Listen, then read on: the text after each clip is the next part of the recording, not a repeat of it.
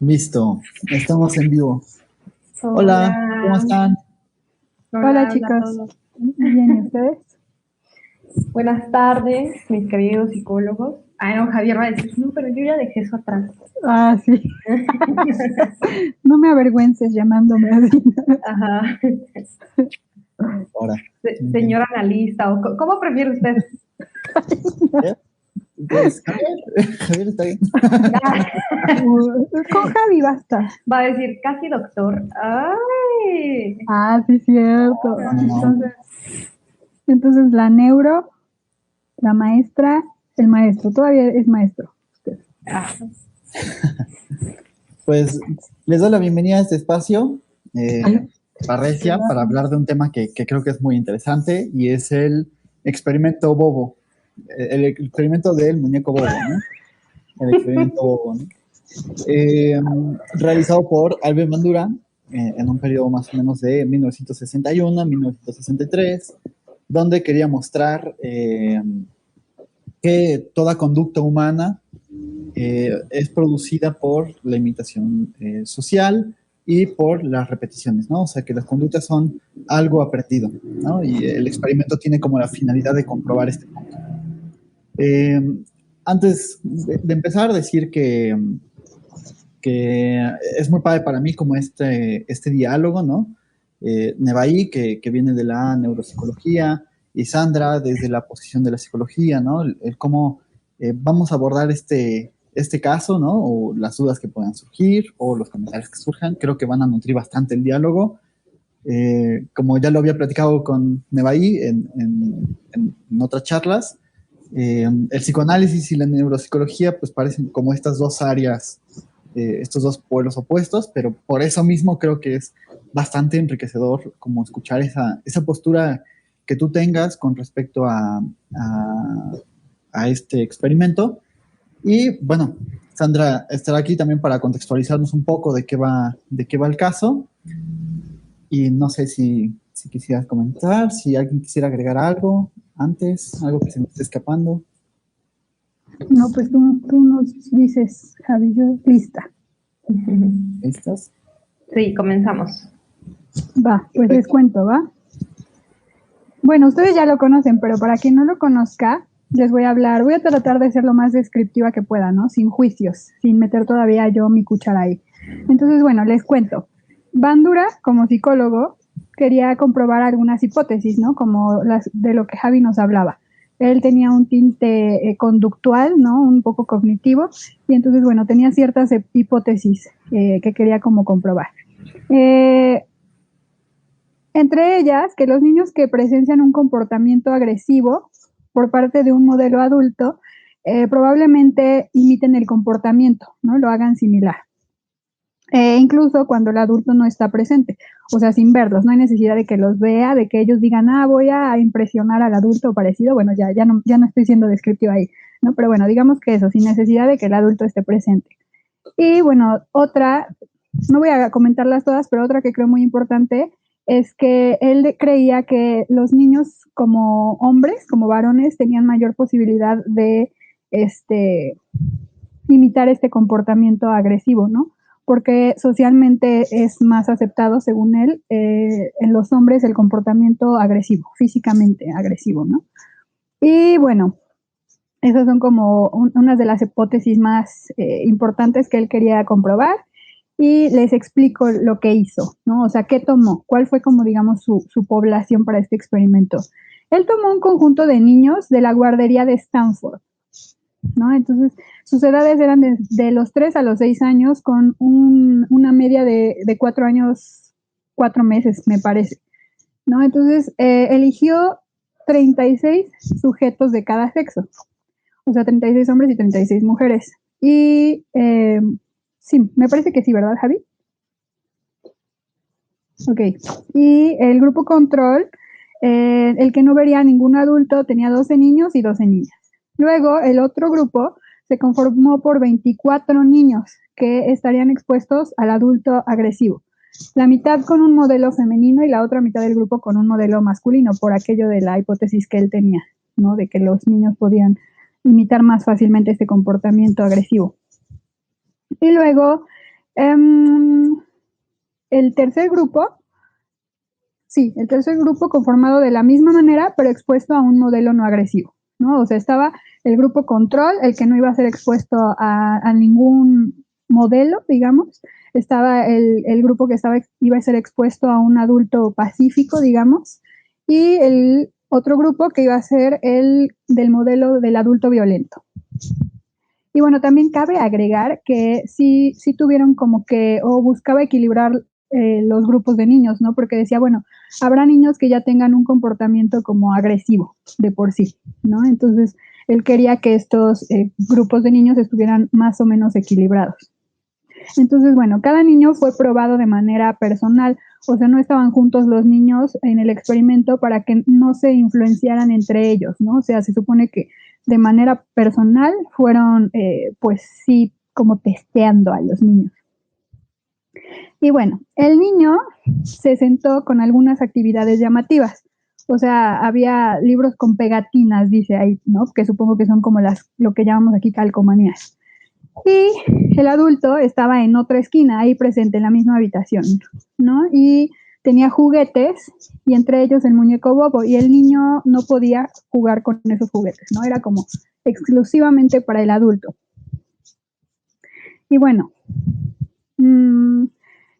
para el grupo del adulto violento, ¿no? Estaba ahí ya el adulto y el niño, y después de unos minutos el adulto está jugando normal, que es que ahí jugando, y empieza a ser agresivo, ¿no? Entonces empieza a atacar física y verbalmente al muñeco Bobo, porque así se le llama a ese muñeco, ¿no? Que es de esos, creo que eso no explicamos, ¿verdad? Bueno, el muñeco Bobo es de esos como inflables, que tiene una forma como que se va ensanchando hacia abajo, ¿no? Y el chiste de ese muñeco es que le pegas y regresa. O sea, se regresa solito por su forma, ¿no? Entonces, bueno, ese es el muñeco Bobo. Y bueno, en el otro grupo, el del adulto pacífico, se sentó a jugar el adulto silenciosa y pacíficamente, o sea, no le dirigió la palabra al niño, no le golpeó al muñeco, fue pacífico por 10 minutos, ¿no? Y en el grupo control, el que no había adulto, bueno, en el que no iba a haber adulto ni pacífico ni violento, se sentó al niño a que jugara por 10 minutos, solito, ¿no? Luego ya llevaron al niño a un cuarto, o sea, lo movieron donde había juguetes, y en ese cuarto de juguetes no podía, pues sí, no podía jugar, ¿no? Le dijeron, no, estos juguetes no son para ti, tú no los puedes agarrar, son para otros niños, ¿no? Esto para elevar sus niveles de frustración. Entonces, bueno, ahí ya llevaba él como, bueno, según el grupo, ¿no? Pero pues ya llevaba como se diría que en el grupo violento, como estar visualizando esta violencia, y le agregan la frustración.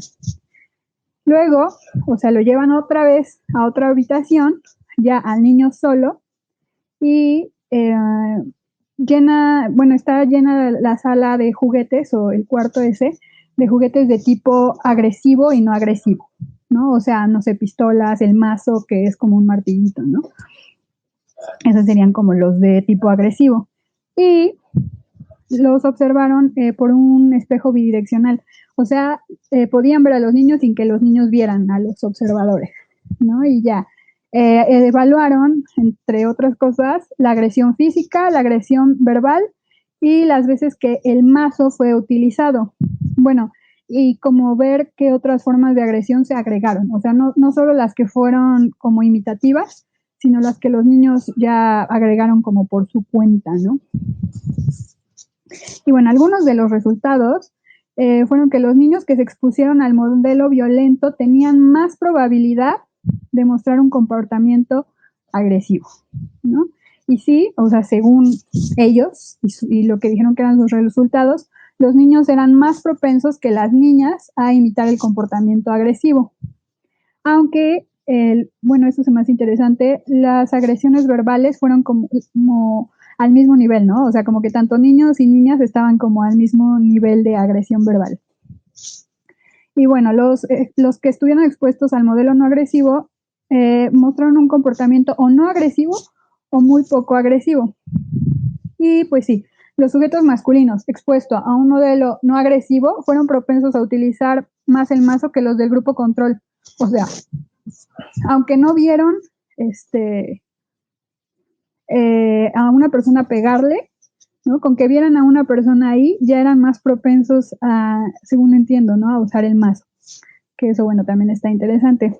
Y aún así, o sea, ahí comentan que los resultados no es como definitivamente así seguro que la violencia sea completamente por aprendizaje social. Sin embargo, sí puede haber más propensión a ello si estuviste expuesto a esta violencia. Y bueno, disculpen si me tardé, ¿no? Según yo hice mi resumen y según lo iba a decir así como que casi de memoria, pero bueno. Entonces, ese es el contexto del experimento, Javi. No, Según Sandra. Creo que súper bien. O sea, creo que mostraste los detalles, se entiende a grandes rasgos. Evidentemente, pues el experimento a lo mejor está mucho más descrito, ¿no? Por Albert Bandura. Los remitimos a que revisen, ¿no? Las propias observaciones de Albert Bandura. Pero creo que se expuso de una forma general, de una forma bastante clara, cuáles fueron las hipótesis, cuáles fueron las conclusiones a las que él llega, cómo arma los grupos, todo lo que rodea como el contexto del experimento. Entonces creo que bastante bien. Ya con este contexto, paso la palabra a Nevaí para que nos des tu perspectiva sobre cómo lees tú eh, este experimento, cómo lees también los resultados del experimento, las hipótesis, y sabes que algo que también pensaba es la misma construcción teórica que él intenta justificar con su experimento, ¿no? No sé, se me ocurre como que también podría ser algo, ¿no? Que surja. Eh, y bueno, te doy como la palabra para que nos des tu interpretación, que creo que va a ser muy valiosa. Ay, gracias, Javi.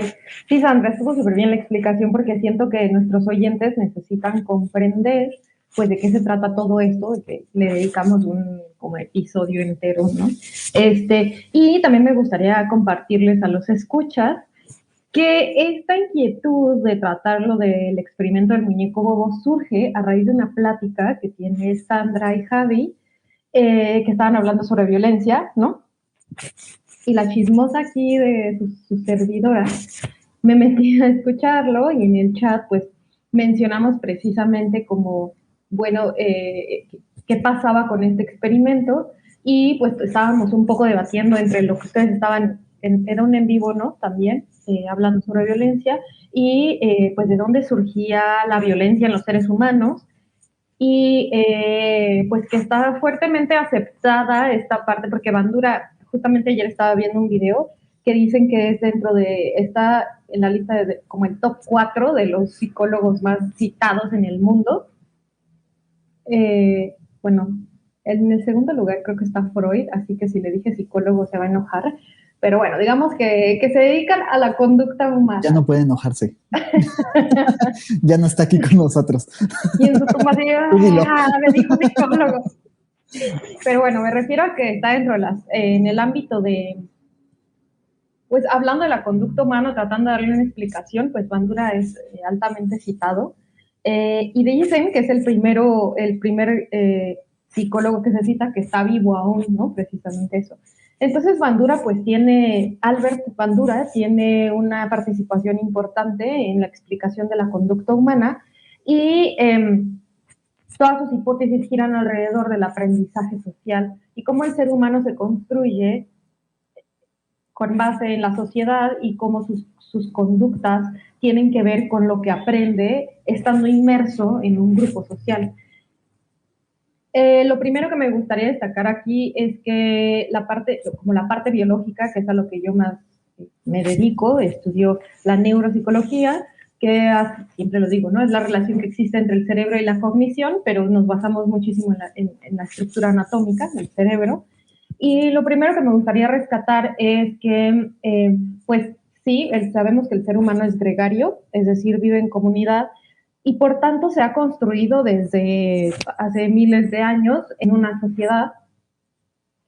Y sí creo, ¿cómo decir? Me convence la teoría de que pues nuestro cerebro se construye con base a estas relaciones que tenemos con el otro.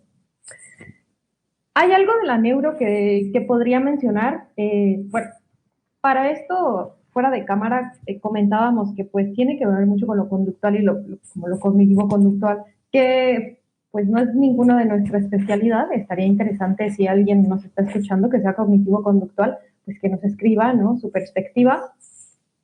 Pero entonces, desde la neuro, me hacía mucho pensar como qué podía hacer o qué factor podía existir para que los niños imitaran un comportamiento violento o simplemente pues no tuvieran como, si no tenían el modelo agresivo, pues no se portaran de forma agresiva con el muñeco. Y me puse a investigar, ya los había escuchado, no sé si ustedes saben, sobre las neuronas espejo, que son estas neuronas que facilitan que nosotros aprendamos a partir de conductas de un otro. Lo estudian mucho sobre como el desarrollo de un niño. Resulta que se dieron cuenta que cuando un adulto está haciendo cierta actividad que está dirigida a un objetivo, las áreas del niño se prenden, o sea, las áreas que se prenden en el adulto para la realización, las áreas cerebrales, perdón, que se encienden o que comienzan a funcionar en un adulto para la realización de esa actividad, también aparecen en el niño que lo está observando, que no está haciendo absolutamente nada, solo lo está observando y se encienden y se activan las mismas áreas cerebrales donde donde se encuentran también estas neuronas espejo que solo observando, ¿no? Al adulto. Y que así se aprenden muchísimas conductas que existen en el ser humano. Incluso estaba leyendo que esta conducta tan cognitiva, tan importante que es el lenguaje, la forma de mover los labios, el punto y forma, ¿no? Para producir lenguaje, parece ser que se aprende también por estas neuronas espejo. Entonces, bueno, desde ahí podríamos hacer un primer acercamiento sobre, pues bueno, si el niño está observando ese tipo de conductas, pues quizás por las neuronas espejo pueda repetirse y pueda aprender esas conductas sin haberlas hecho él, sino solamente observándolas. No encontré una relación así que dijera neuronas espejo y violencia, pero pues si quisiéramos hacer alguna hipótesis, pues quizás podríamos empezar ahí desde la neuro, ¿no? ¿Qué tanto se encienden estas neuronas espejo cuando hay una conducta agresiva? Después me llevó mi pensamiento a esto, seguro les va a resonar un poquito, porque me parece que López Obrador mencionaba sobre, corríjanme si, porque yo no lo escuché, sobre, por ejemplo, la violencia que surge en las personas y los videojuegos. Es correcto, ¿no? Creo que hizo algún comentario. Sí. Entonces yo decía, bueno, eso podría ser como un experimento de Bandura en la vida real, ¿no? Es decir, se pone en tela de juicio si es que los niños que juegan videojuegos que son agresivos, pues tienen conductas agresivas posteriormente debido a los videojuegos.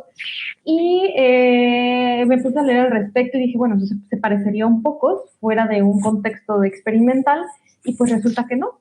Se dieron cuenta que la mayoría de los estudios que leí dicen que no hay relación entre los adolescentes que juegan o que están frente a la tele con estos videojuegos o la computadora ahora, ¿verdad?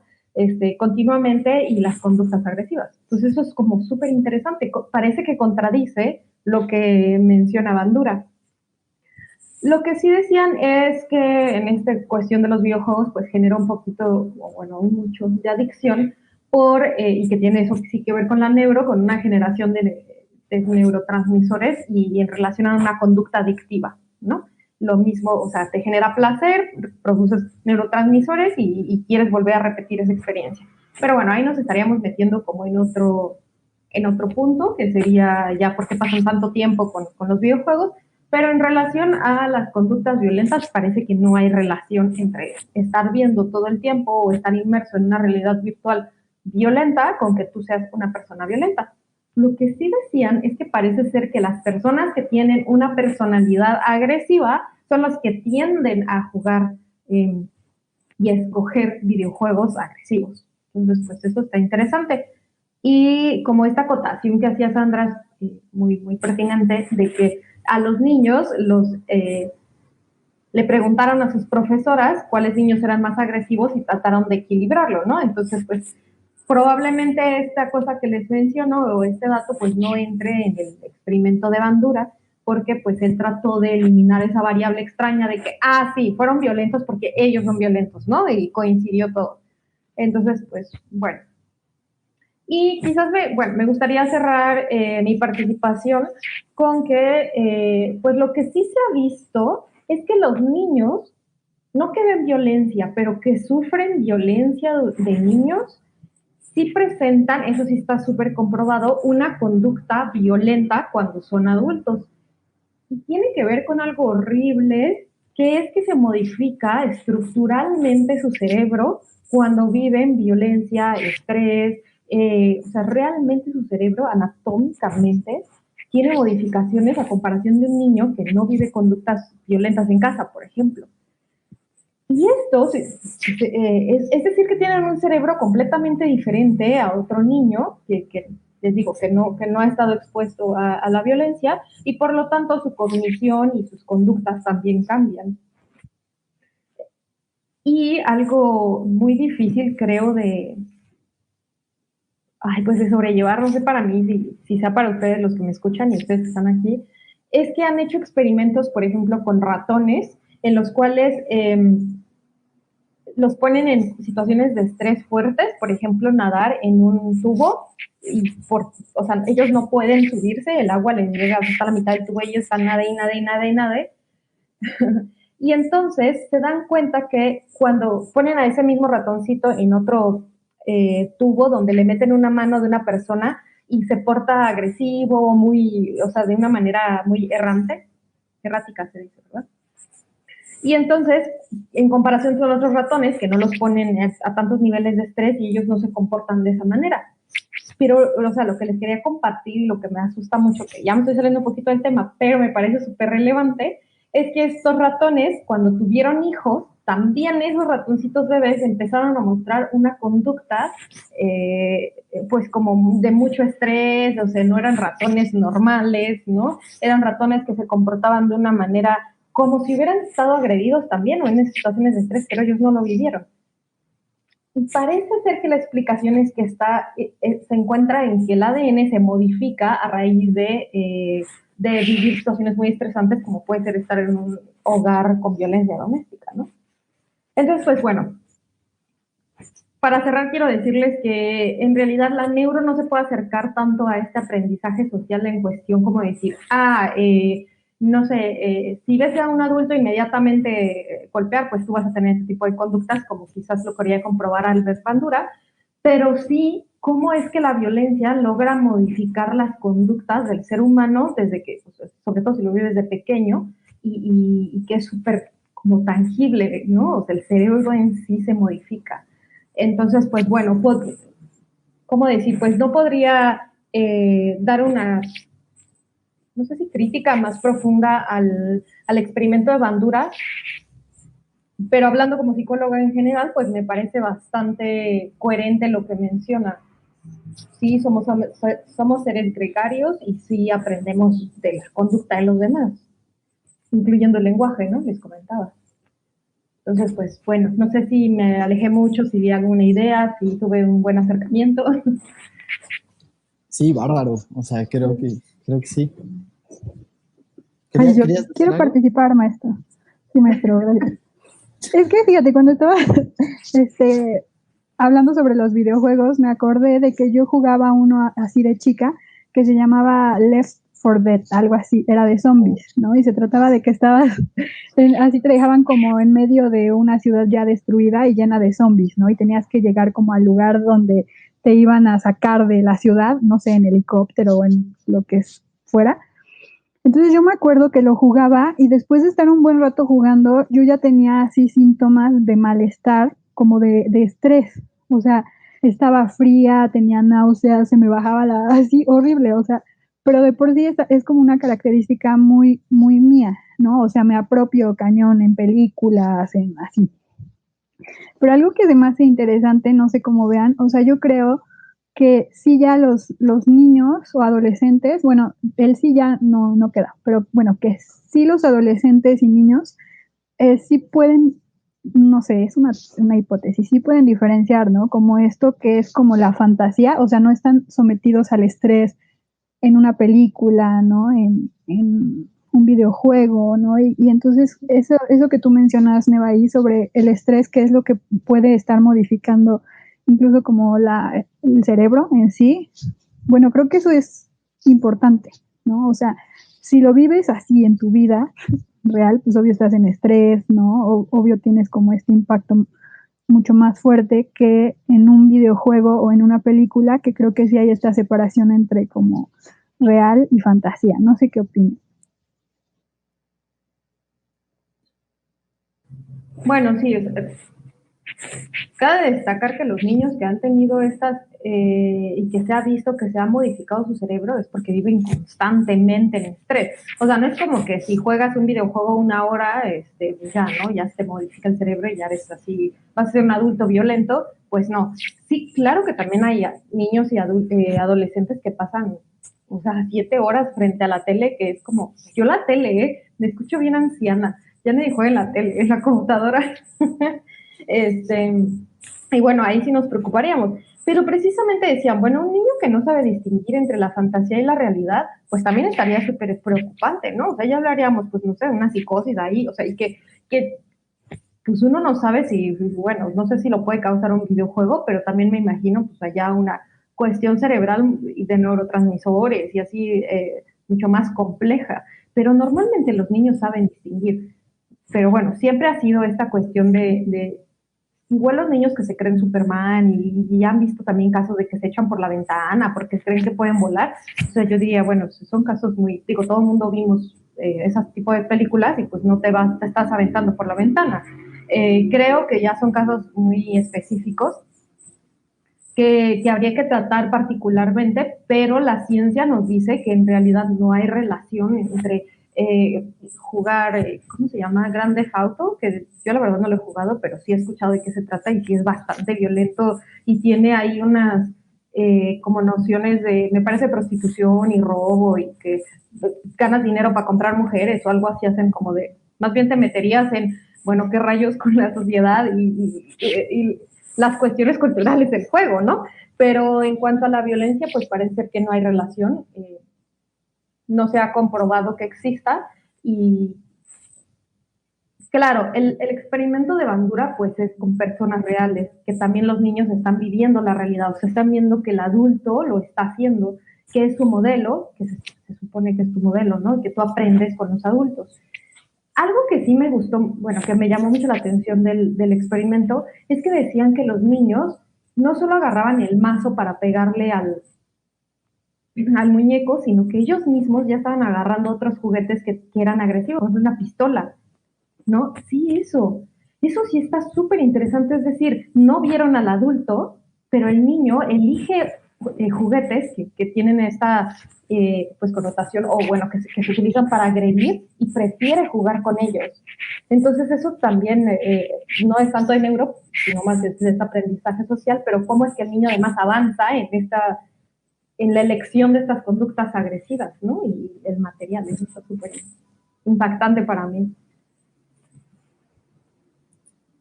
Bien, ¿alguna otra duda? ¿Alguien en los comentarios? Hay por ahí invitarles a que nos escriban sus dudas, sus comentarios. Los vamos checando aquí en el vivo. Eh, a mí me pareció muy interesante, muy clara la exposición. Por supuesto, partes de los aportes de la neuropsicología, de lo cognitivo-conductual, ¿no? Y creo que es bastante enriquecedor esa mirada, ¿no? Porque nos ofrece como una explicación que para mí, dentro de mi modelo, es alterna y que si bien encuentro algunas diferencias, creo que también encuentro puntos en común, ¿no? Que me parece como importante eh, rescatar. Entonces, ahorita pasaré como a dar una explicación desde el psicoanálisis, cómo comprendo yo este fenómeno del experimento, a lo mejor algún apunte de qué es lo que entiendo yo por agresividad, porque bueno, para empezar, decir que en psicoanálisis se habla más como de agresividad que de violencia, ¿no? La violencia es algo que más bien pertenecería al ámbito de lo natural, ¿no? De los animales, el medio ambiente, los temblores, etcétera, ¿no? O sea, la violencia pertenecería por ahí, pero cuando se habla del humano se habla más bien como de agresividad, ¿no? En el psicoanálisis. Entonces, quisiera partir por ahí. Si igual hubiera algún comentario o hubiera alguna cuestión, pues con gusto me interrumpen. Me gustaría también como, a veces le digo a Sandra como no dar por hecho que se van entendiendo cosas, si hubiera algún concepto o algo, porque a veces vieron que el psicoanálisis tiene como estas palabras así medio raras, ¿no? O que pueden tener otro significado del que normalmente se les asigna, ¿no? Entonces, ya hecha esa, esa advertencia y esa invitación, eh, comenzaré diciendo que me parece interesante en primer punto que Albert Bandura está criticando con este experimento las posiciones enteramente, digamos que se enfocan meramente como en la violencia como algo genético, ¿no? O sea, hay explicaciones biológico-deterministas que explican la violencia desde lo genético, pero él dice, bueno, hay un componente también social que habría que tomar en cuenta, digamos, en cómo se formula esta conducta violenta. Por otro lado, me llama la atención que hay una cierta reducción teórica de la violencia, digamos, al asociarla únicamente con la conducta. Es decir, yo como analista me pregunto, ¿la violencia solo es la conducta? O sea, el golpear a un muñeco, por ejemplo, o qué concepción tiene él de la violencia, ¿no? Y bueno, la concepción que él tiene es evidentemente el acto, digamos, golpear al muñeco, agredirlo verbalmente, etcétera, ¿no?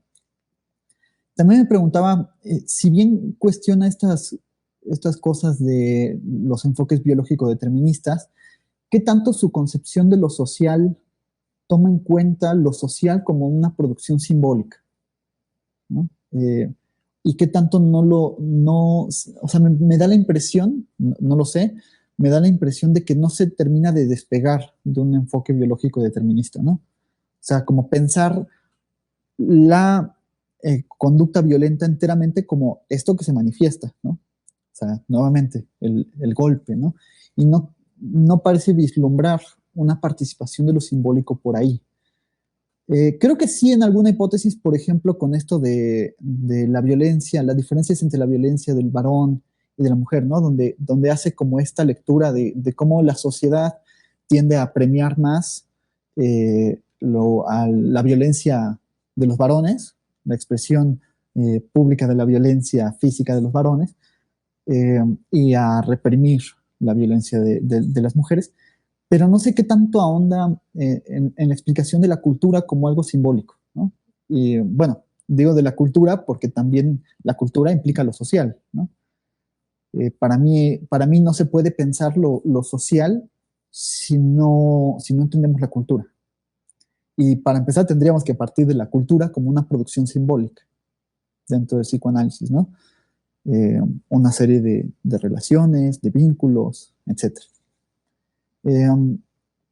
Ahora, en el psicoanálisis, normalmente cuando Lacan se refiere a la psicología y sobre todo a la psicología conductista, que es, digamos, donde podríamos situar a Albert Bandura, una crítica muy frecuente que hace es que la psicología toma todos los fenómenos que analiza en términos de un hit et nunc, ¿no? Lo definen bajo estas palabras. Hit et nunc significa aquí y ahora. O sea, digamos, de una forma demasiado realista, demasiado literal, ¿no? O sea, repito, la violencia es golpear al muñeco, la violencia es agredir al muñeco, y eso es la violencia. O sea, lo que se ve es lo que está, ¿no?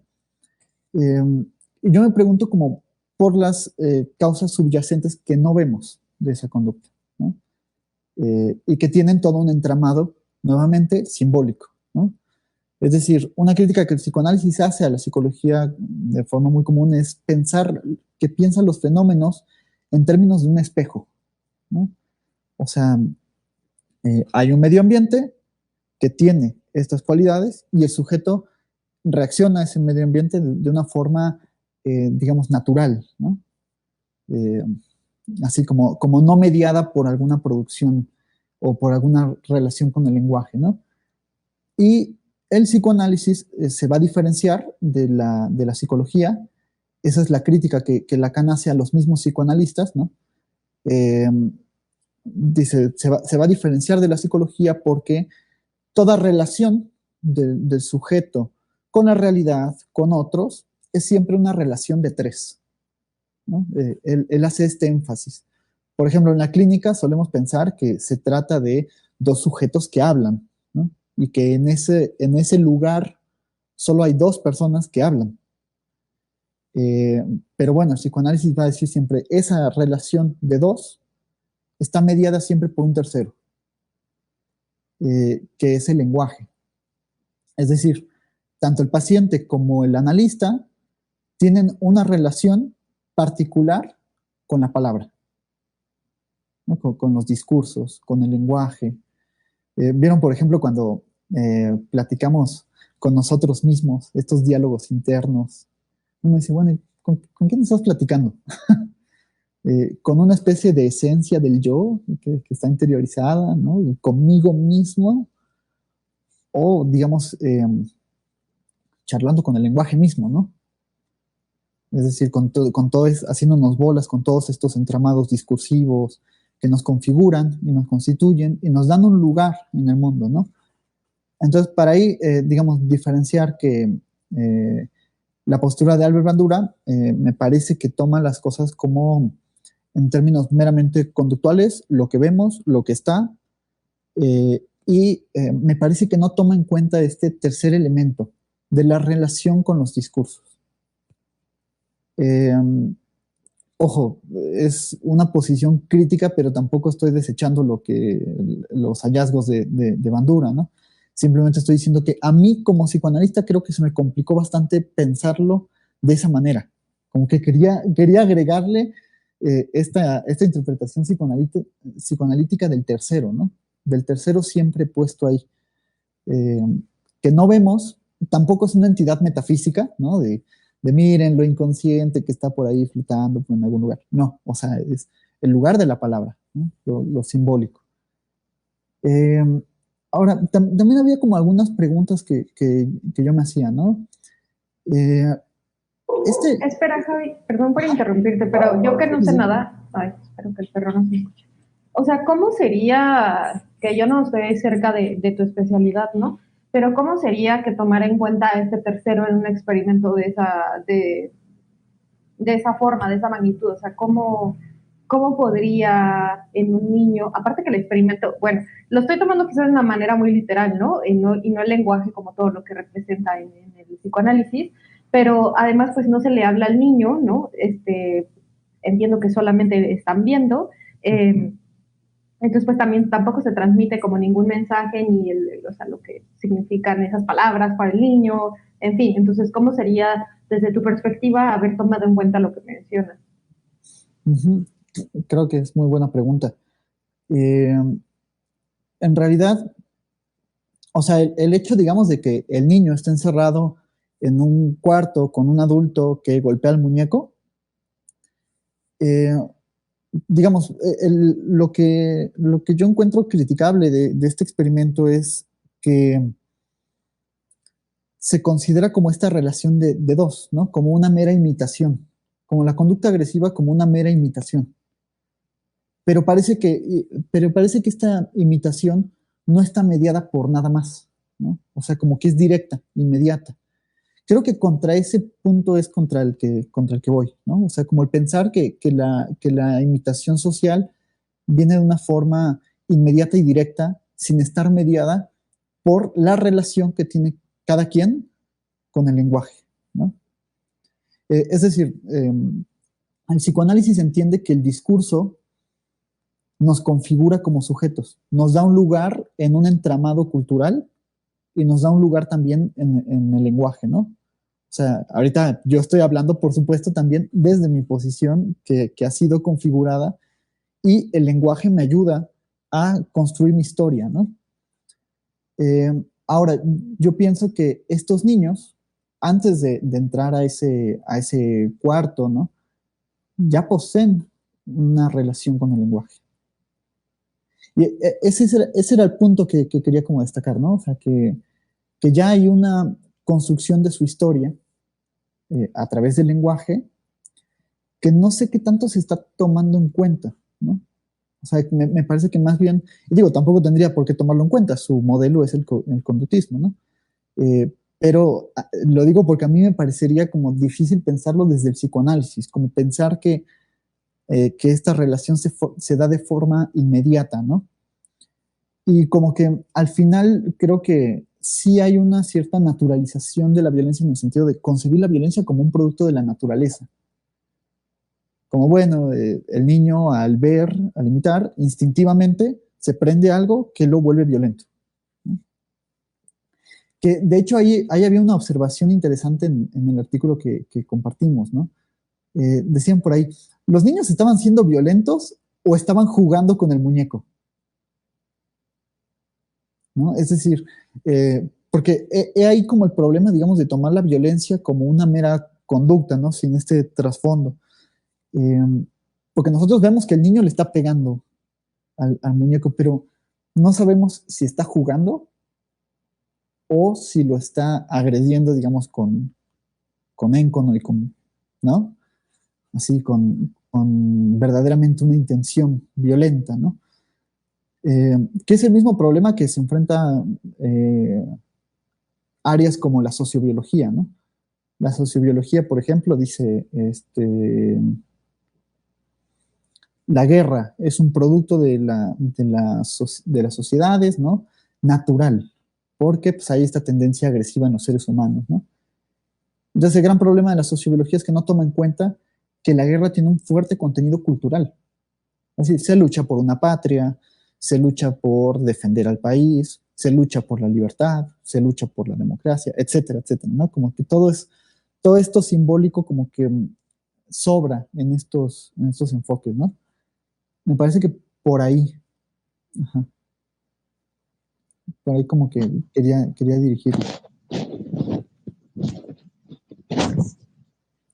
Ahora, yo también pensaba, ¿no? Antes del experimento, ¿los niños no eran violentos? O sea, como que me llamaba la atención que pareciera que la violencia surge a través de la imitación social. Pero digo, bueno, ¿y estos niños no eran antes ya violentos? ¿No ocupaban ya un lugar en la violencia? Bueno, eso es lo que menciona que trató de controlar, ¿no? Como esa variable, de que le preguntaba a las educadoras, que son las que estaban como más en contacto con los niños, precisamente para evitar críticas a su experimento en relación con eso, ¿no? Que no, por azares del destino, haya coincidido que el niño violento fue justamente el que metieron con el muñeco bobo y que vio al adulto agresivo, ¿no? Que lo único que hizo es alimentar esta agresividad. Parece ser que eso sí se controló. Entonces, pues, si preguntas, si fuera yo Albert Bandura, te diría, no, eso sí lo controlé, ¿no? Claro. Creo que la cosa es cómo pensamos la violencia, ¿no? Porque si pensamos la violencia como la conducta, ¿no? El golpe, la agresión, ¿no? O sea, la manifestación expresa de la violencia, pues sí, podríamos decir que hubo antes un control, ¿no? De quiénes ejercen más y quiénes ejercen menos la violencia. Pero creo que si tomamos la violencia como algo que nos constituye como seres humanos, ¿qué tanto se puede excluir, ¿no? del experimento el hecho de que ese niño ya ocupa un lugar en la violencia? Y así como de rápido me gustaría decir, ya para terminar también mi participación, que decía que el psicoanálisis habla más bien de agresividad, ¿no? En el sentido de, también somos violentos, ¿no? Es decir, también yo puedo llegar y golpear a alguien. Pero el psicoanálisis prefiere hablar de agresividad como para desmarcarlo de este lugar de lo natural, ¿no? O sea, no somos como los leones que son violentos con una cebra porque están satisfaciendo un instinto. En nuestra agresividad participa también un entramado cultural, ¿no? Toda una serie de relaciones y de cosas y vínculos. Es decir, nuestra agresividad es algo mucho más complejo, ¿no? Y que para el psicoanálisis lo que señala, la agresividad, es una relación que tiene el sujeto con aquello que falla y con su falta, ¿no? Constitutiva. Es decir, con el hecho de que lidiamos con que no siempre podemos hacer las cosas que queremos, con que nos vamos a morir, con que hay un límite en lo que puedo hacer. Como decían, ¿no? Yo puedo pensar que soy Superman, puedo tener este imaginario de que soy Superman, pero el hecho de que no coincida con mi realidad fáctica, pues por supuesto que me causa una molestia, me causa una tensión, ¿no? En el sentido de que me devuelve algo del orden de la falta para el psicoanálisis, ¿no? Entonces, incluso, por ejemplo, mencionaban esto de los videojuegos, ¿no? Digo, los niños que juegan videojuegos son violentos porque el videojuego tiene un carácter intrínseco así en sí que produce la violencia, ¿o qué es lo que produce la violencia en estos niños? Porque muchos niños o muchos adolescentes o muchos adultos pueden ponerse violentos porque juegan un videojuego, pero no por el contenido del videojuego en sí, sino porque se les va el internet, se cae la red, ¿no? Etcétera. Es decir, hay algo que se manifiesta del orden de la falla, ¿no? Que provoca una tensión en el sujeto. Bueno, con eso cerraría mi participación. Igual si hubiera alguna pregunta, alguna cosa, no sé.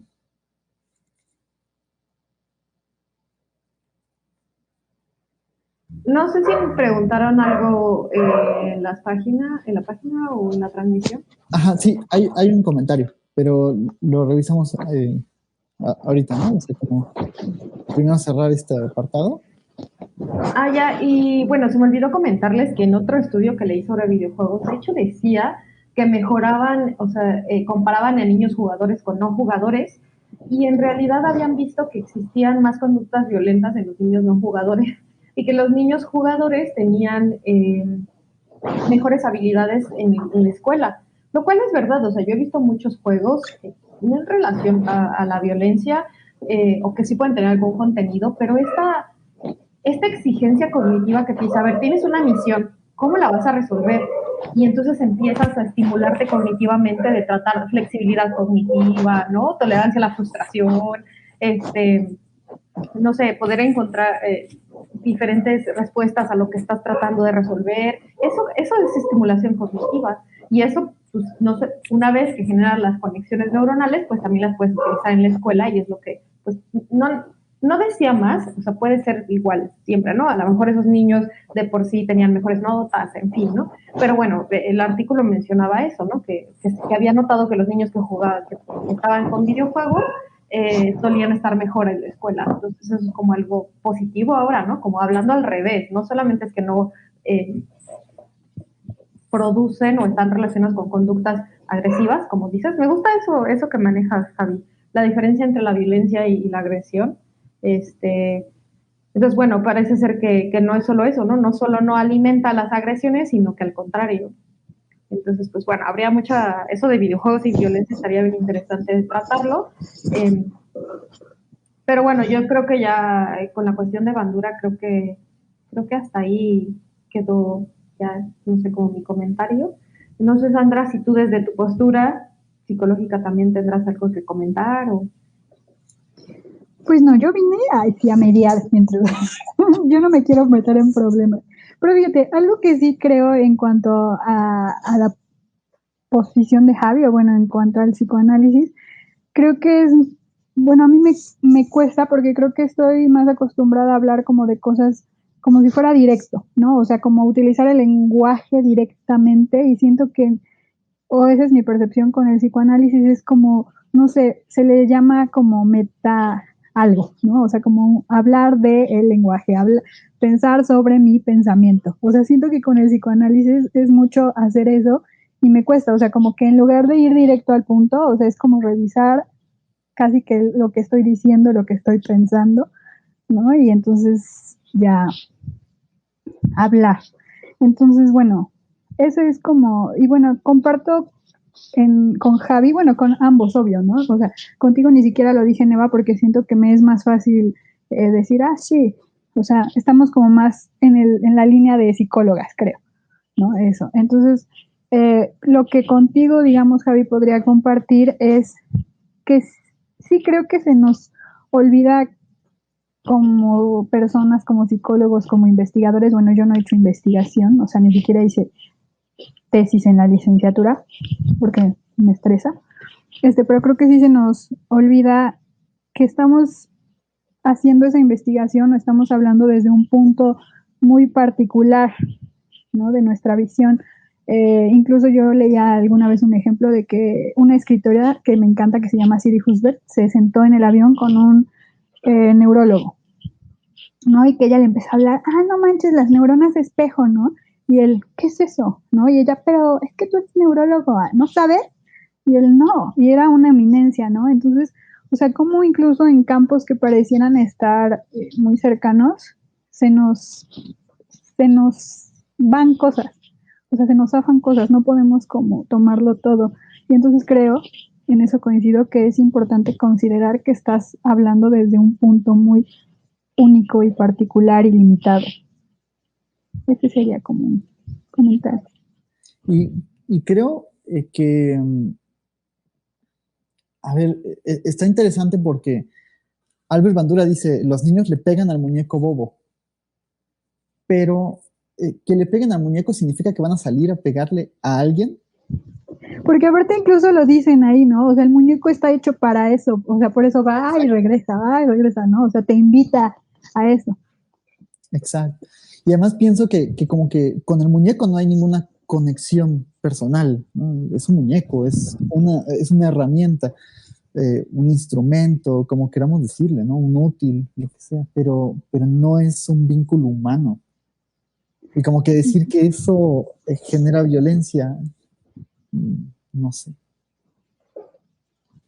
Pues creo que o sea, no es tan directo, ¿no? Lo que Albert Bandura ahí era, o lo que expone es lo del aprendizaje social, es decir, quiere demostrar que hasta las conductas agresivas se aprenden de modelos adultos, sí, de modelos adultos, y que mucha de nuestra conducta está mediada por eso, por lo que aprendemos de nuestra sociedad, porque les decía, somos seres gregarios y yo sí creo, ¿no? Que muchas de las cosas con las cuales funcionan, pero Javi, es que está el mismo lenguaje, ¿no? Es que me cuesta trabajo, como dice Sandra, ¿no? Meterme en el psicoanálisis, que además me encantaría como estudiarlo un poco más, pero que la parte, no sé si lo digo bien o son puras burradas, pero la parte simbólica, o sea, lo que tú le das, esa connotación que le das a ciertas palabras, ¿no? Por ejemplo, a las palabras agresivas, también las aprendes de tu sociedad. Supongo que ustedes como psicoanalistas también le dan un peso importante a lo que el otro te enseñó que significan y después cómo tú las resignificas para ti, ¿no? O sea, eso también. Pero yo creo que hasta el psicoanálisis, o sea, no sé qué tanto está pensando que tú como ser individual, pues, no tienes esa como background social, no sé si me explico y si me puedo acercar desde esta perspectiva. Y bueno, para continuar con el micrófono, solamente y para dejar el tema también ahí, ahorita que Javi nos conteste eso, hay una película que les comentaba a Sandra y a otras psicólogas que a mí así como... ¿El de los trillizos? Ay, me emocioné. Me explotó el cerebro, así, pero, o sea, y la vida y o sea, no sé, y más como psicólogos que tenemos este continuo debate entre nature y nurture, ¿no? Que es lo que hablábamos de naturaleza contra, pues tu educación, ¿no? Si es genético o lo aprendiste, o tu educación en general. Es una película que sale en Netflix. Bueno, de hecho, es un documental que se llama Tres extraños idénticos, se los recomiendo muchísimo. Tienen que, o sea, sobre todo si estudian psicología, tienen que verla. Es como precisamente es un caso de la vida real y trata de desentramar esto, ¿no? Como decir, ¿somos pura genética o somos pura educación?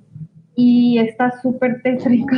No les quiero contar más porque de verdad... Ay, yo sí quiero. Ay, dile. Ay, spoilers. ¿Es público? ¿Damos spoilers o no? Entonces, pues bueno, si quieres ahorita comentamos un poquito, Sandra, y que Javi pues nos si quieres, pues nos conteste primero la pregunta y ya. Bien.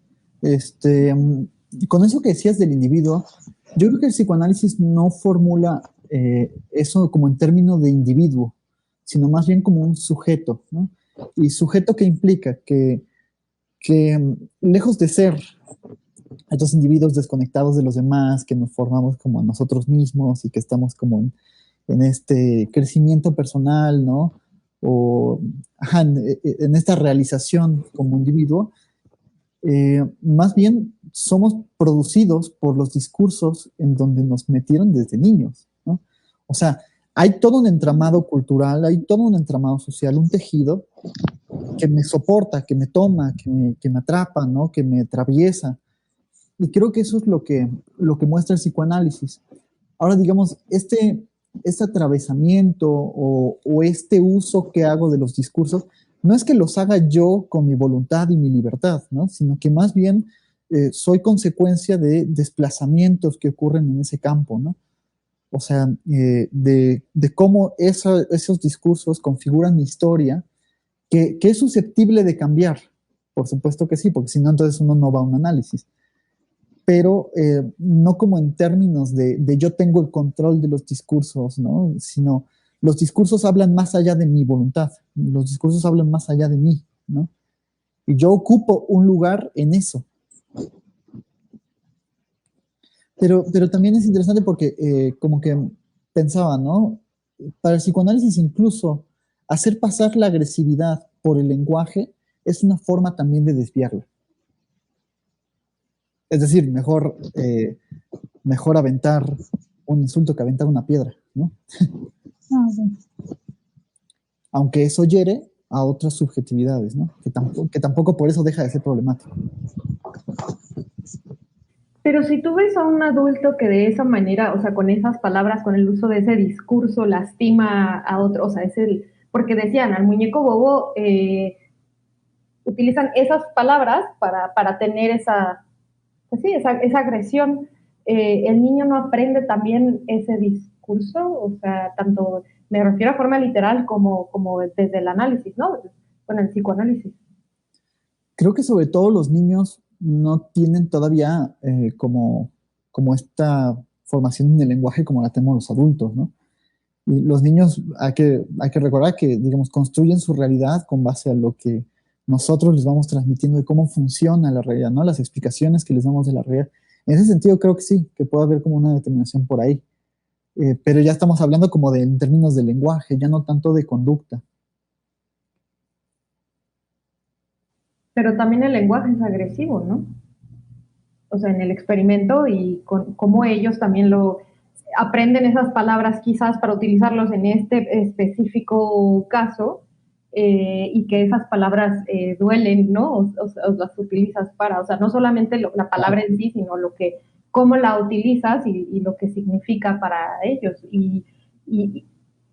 O sea, y desde el análisis desde el psicoanálisis, perdón, podrías decir que estos niños también están aprendiendo esa parte de la cultura en este experimento. Podría ser, claro, ¿no? O sea, sí hay una articulación en el lenguaje. Sí, yo pienso que sí. Okay. Pero me llamaba la atención porque ahorita que decías esto, pensaba, ¿no? Por ejemplo, o sea, lo que decía, el muñeco bobo tú llegas y le pegas, pero eso significa que llegas y le pegas a cualquier persona. Es decir, pasa lo mismo con el Internet. O sea, alguien ahorita podría ponerse a ofendernos desde el anonimato, desde la protección de estar detrás de una pantalla. Pero si nos tuviera enfrente, sería otra cosa, porque también el mismo acto significaría otra cosa, ¿no? O sea, porque se juega algo del cuerpo, se juega algo de lo presencial, ¿no? De me tienes enfrente, ¿no? Y de yo también puedo responder con violencia, ¿no? No sé, sí, estaría interesante como a lo mejor que a estos mismos niños les pusieran ese mismo muñeco unos años después y ver si siguen repitiendo esa conducta, ¿no? Si es que realmente la interiorizaron y cada vez que ven ese muñeco pues se vuelven como ya lo relaciono con conductas agresivas y Y a lo mejor sí estuviera súper interesante también como seguirlos a su casa y que lleguen a sus juguetes y a lo mejor hubieran agarrado los juguetes que para ellos les hubieran servido para hacer agresiones y le hubieran seguido pegando su osito de peluche en su casa, ¿no? Sería muy interesante haberlos seguido fuera de esta objetividad que buscaba el experimento y ver si repetían esas conductas con otros juguetes en su casa. Y es lo que te comentaba, por ejemplo, en el live, ¿no? Donde hiciste esta pregunta que dio lugar o dio pie a esta charla.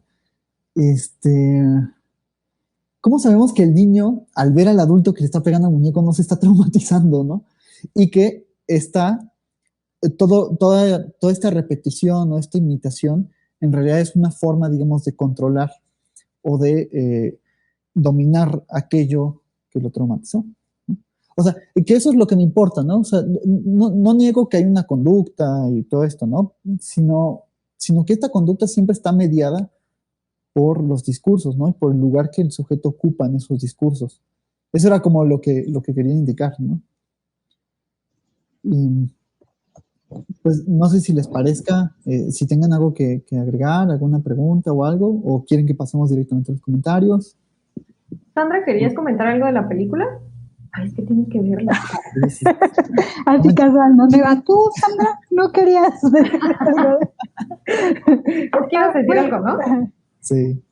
Bueno, es que todo en la película es bastante interesante y no sé si se pueden hacer spoilers, ¿no? Pero bueno, aquí si no quieren como spoilers, pues silencien el audio.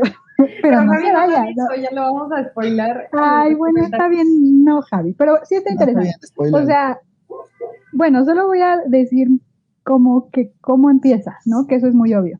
O sea, son unos trillizos que se separaron al nacer, no saben de su existencia y la cosa se complica porque se conocen.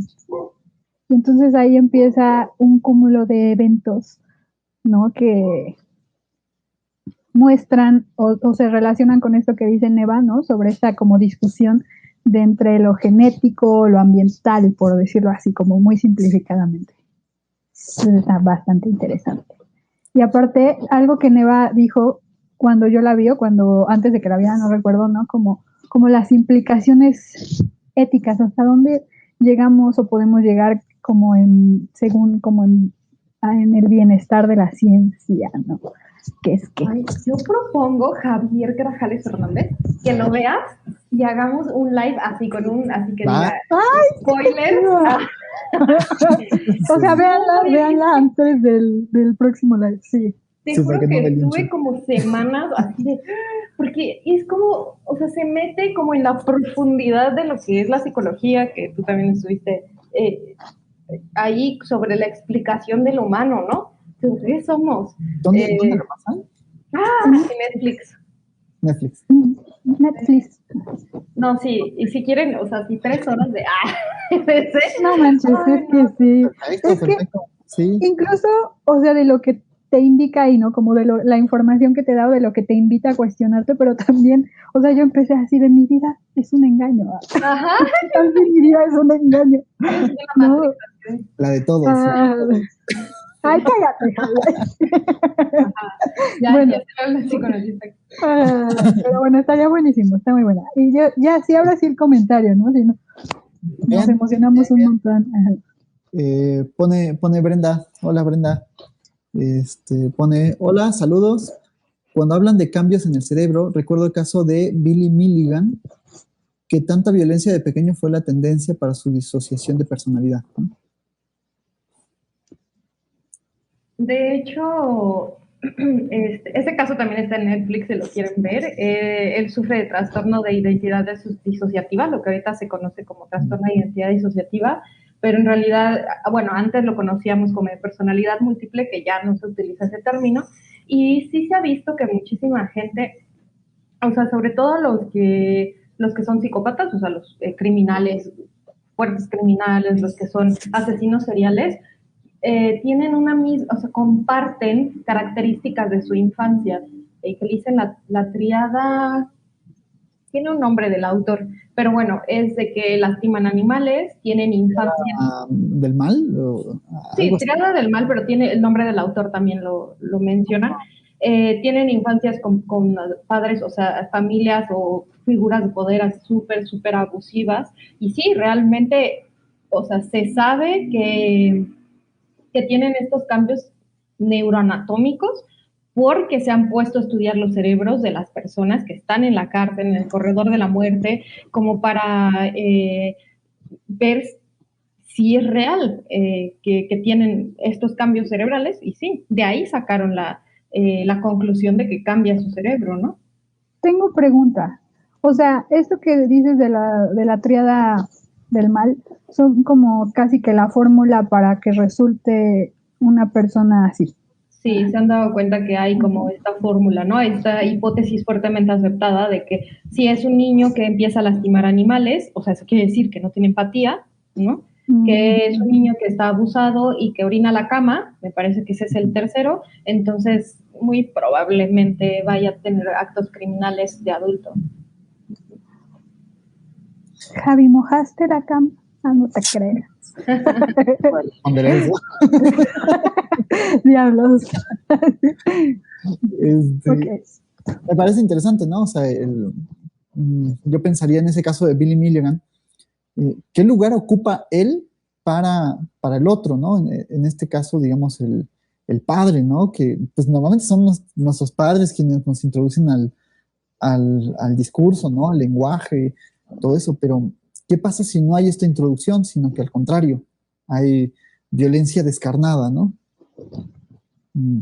No sé, creo que da... Sí, en el caso de Billy Milligan, él no tenía, o sea, sus figuras paternas eran cambiantes porque su mamá se separó, o sea, y así, y luego, bueno, llega con un padrastro que es sumamente violento, ¿no? Con él, y se ensañó muchísimo con él, entonces creen que por eso se disoció su personalidad de esa manera.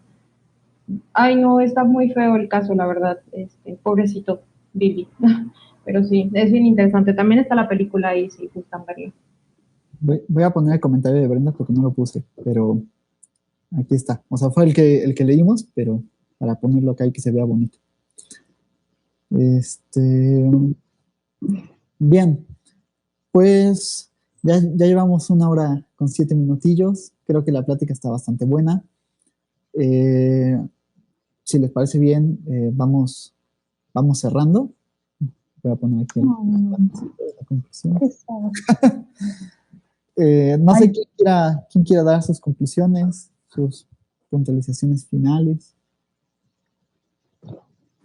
Bueno, yo creo que todos estamos de acuerdo con que sí existe un aprendizaje social. O sea, creo que eso no lo ponemos en tela de juicio. Creo que el psicoanálisis lo menciona, creo que la neuro lo menciona, la psicología, Sandra, y tu especialidad lo menciona. O sea, yo creo que no, el ser humano no puede despegarse de eso. Somos seres sociales, somos seres gregarios y obviamente vamos a aprender cosas de ahí.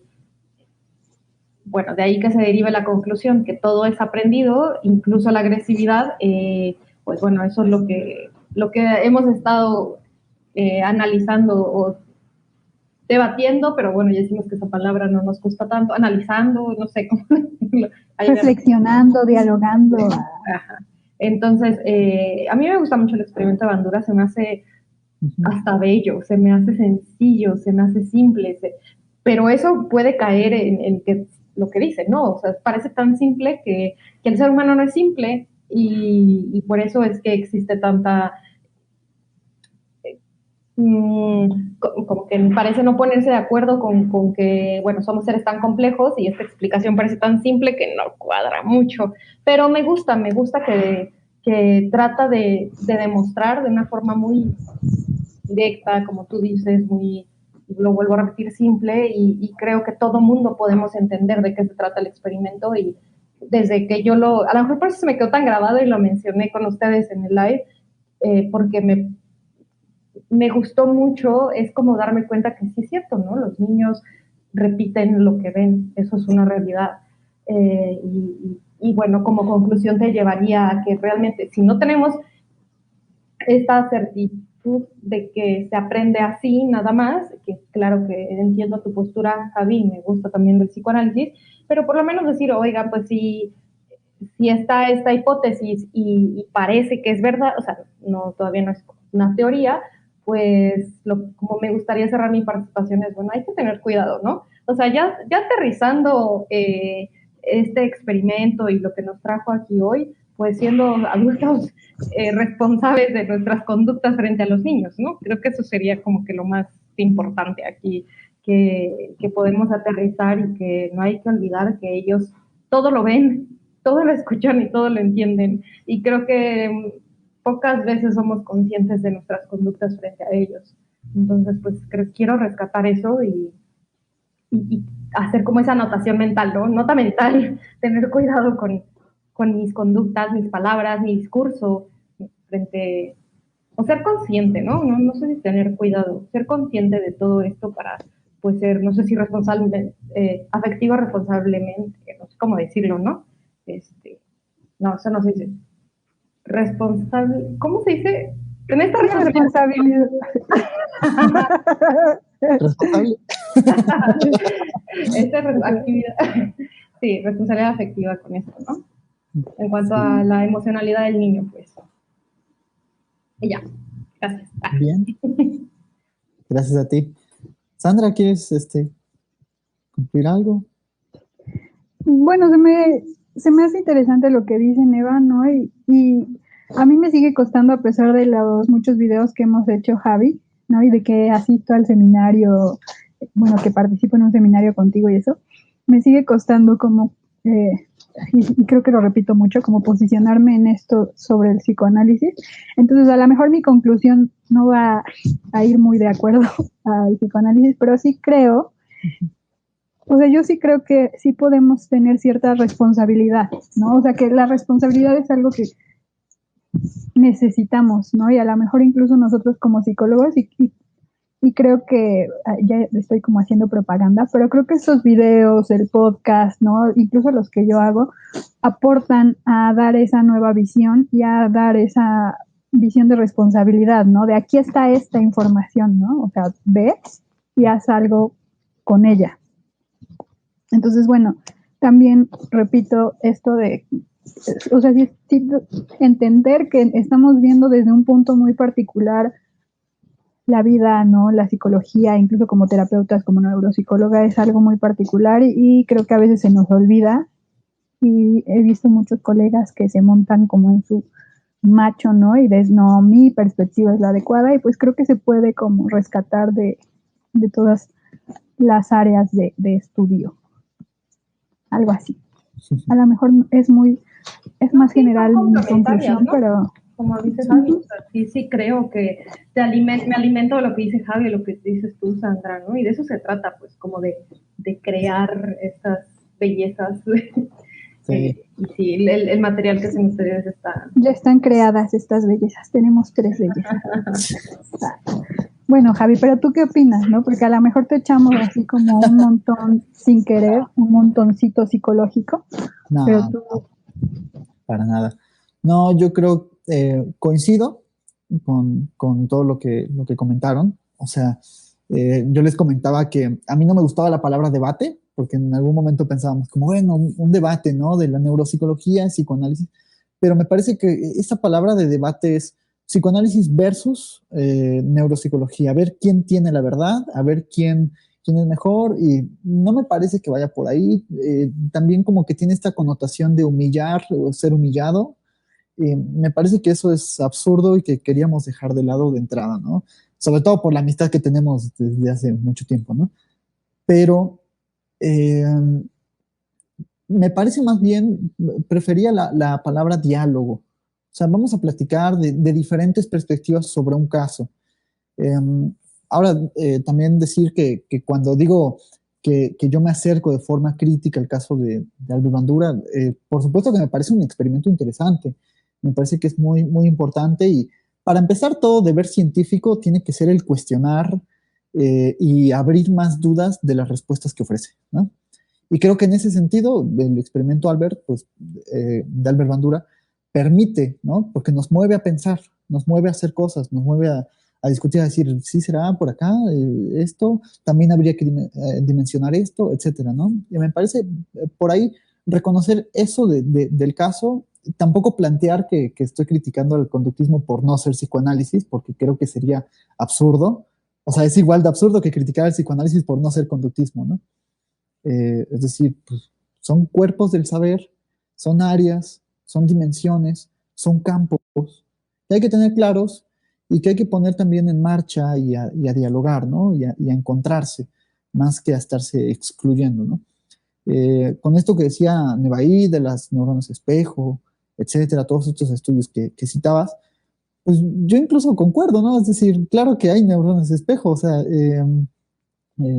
claro que tenemos una composición orgánica y que es importante, y claro que tenemos conductas, ¿no?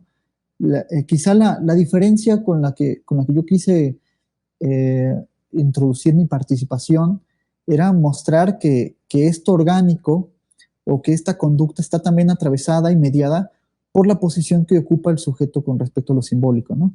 Decía Nevaí, sería interesante ver cómo los niños al salir del experimento juegan con sus otros juguetes, y decías una palabra bien importante, y ver si asocian algo.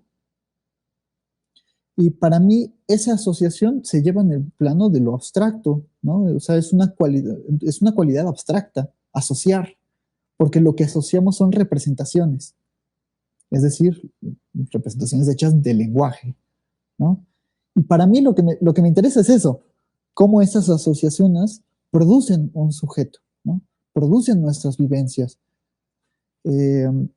Pero tampoco, por supuesto, digamos, aclarar a la gente que nos está viendo que tampoco se excluye estas otras lecturas, ¿no? Al contrario, me parece que lo más sano es abrir estos diálogos y decir, yo veo estas dimensiones, ¿no? A lo mejor yo hay dimensiones que no veo desde el psicoanálisis porque estoy concentrado en otras cosas, ¿no? Y me parece muy bien, o sea, creo que salieron cosas bastante interesantes. Espero también que la gente lo haya disfrutado. Por aquí vi que tuvo una buena recepción. Pues por ahí tenemos ya nuestros siete likes y me encanta. Gracias a Brenda por el comentario, a la gente que nos está viendo o que está viendo esta transmisión después. En unos días la voy a volver a subir a YouTube. Lo explico porque hay gente que ve el video de YouTube y piensa que estamos en vivo en YouTube. No, es esto mismo que estamos platicando, lo edito, mejoro un poco la calidad del audio y del video, nada más, no hago cortes, y se no censura, ¿no? Ajá, censura. Ya va a cortar toda la parte negra. No estoy de acuerdo. Bueno, es más neva que ni salga, ¿no? Ay, se perdió el sonido, ¿no? Ups. Oigan, pero en serio, lo de la película, lo del documental estaría muy bueno. Sí, Javier, hoy en la noche lo ves. Y Javier escribiéndonos, ay, no. Hagamos un live para la gente si quieren. Va. Y bueno, a mí me gustaría, no sé qué tanto lo permita tu podcast, algo como muy de chisme, ¿no? Me siento más cómoda en el chisme que posicionándome como en un lugar específico, ¿no? Me gusta así chismear. Pues no sé si se lo permita tu podcast o le quito seriedad. No, digo, es una plática, ¿no? Donde surgen cosas de vez en cuando.